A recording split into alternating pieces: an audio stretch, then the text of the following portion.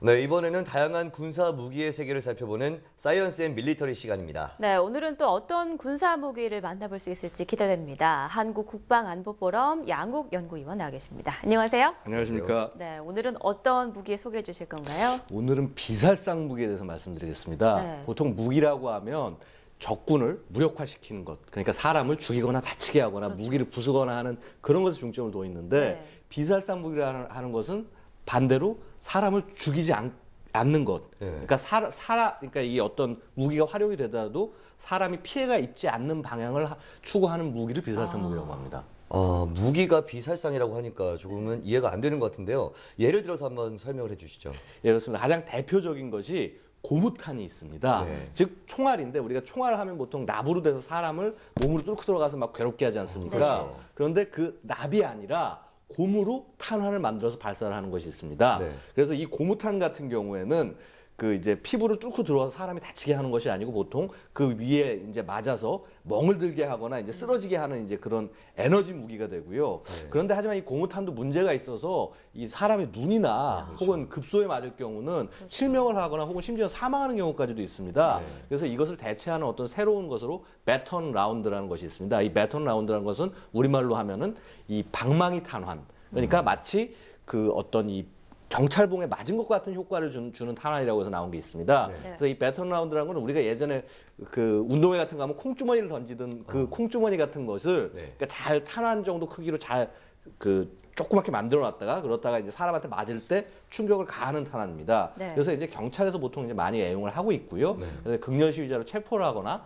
혹은 우리 같은 경우는 이제 해경이 그 중국 그 선원들을 굉장히 막 칼 휘두르고 막 그렇죠. 이렇게 위험하게 하지 않습니까? 네. 이때 단속을 할 때 많이 사용을 하고 있습니다. 사람을 숨지게 하지 않는 총알이 또 있다니 놀랍네요. 또 다른 비살상 무기는 어떤 게 있을까요? 네, 그렇습니다. 이 폭탄도 사람을 죽이지 않는 폭탄이 있습니다. 그래요? 그러니까 우리가 보통 이제 폭탄, 수류탄 같은 거 하면 이렇게 파편이 튀어나와서 사람을 죽는 걸 생각을 하는데 네. 그렇죠. 섬광탄이라고 하는 것이 있습니다. 이 영어로 하면 스턴 그레네이드 혹은 플래시뱅이라고 부르는데 이 섬광탄이라고 하는 것은 원래 이제 테러 사건에서 인질 구출 작전을 할 때 이제 사용하는 탄환입니다. 그래서 이 수류탄을 던졌는데 생긴 건 수류탄 같이 생겼지만 이게 터지면서 굉장히 커다란 소음과 빛을 냅니다. 네. 그래서 이 소음의 크기는 한 이제 160데시벨 이상 정도인데 네. 이 정도 크기면 어떻게 하냐면 비행기가 이제 옆에서 지나가는 듯한 굉장히 큰 소리가 이제 나는 네. 겁니다. 그다음에 빛도 이제 600루멘 돼서 우리 지금 있는 이런 조명의 한 대여섯 배 되는 것이 이제 순간 터집니다. 그래서 이것은 이렇게 터지고 나면 사람이 그 자기 방향 감각을 잃고 네. 그 순간 이제 정신을 놓게 됩니다. 네. 그래서 우리가 굉장히 큰 충격을 받으면 정신을 잃듯이 이제 그렇게 잃게 되는데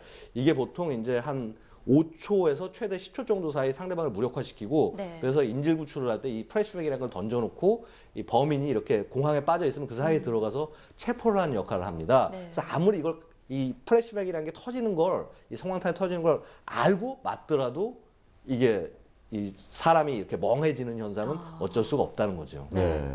사람이 숨지지 않는 폭탄, SF 영화에서나 봤던 그런 것들이 생각이 나네요. 그럼 이 빛과 소음으로 제압하는 방법 말고 또 다른 방법도 있을까요? 그래서 사실 지금 우리가 지금 보시면 아시겠지만 이 사람의 오감을 자극을 해서 네. 결국 이 제압을 하는 방법이었습니다. 보면 이 방금 말했던 이 프레시뱅 같은 경우, 이 성광탄 같은 경우는 이 빛과 네. 그 소음, 그러니까 시각과 청각에 이제 자극을 준 것이고, 그 다음에 그 아까 그 에너지, 그 배턴 라운드 같은 경우는 이 몸에 부딪혀서 아픈 통각, 그러니까 그런 어떤 이 촉각에 이 감각을 줘서 한 겁니다. 하지만 또 새로운 방법이 있습니다. 바로 후각을 사용하는 방법입니다.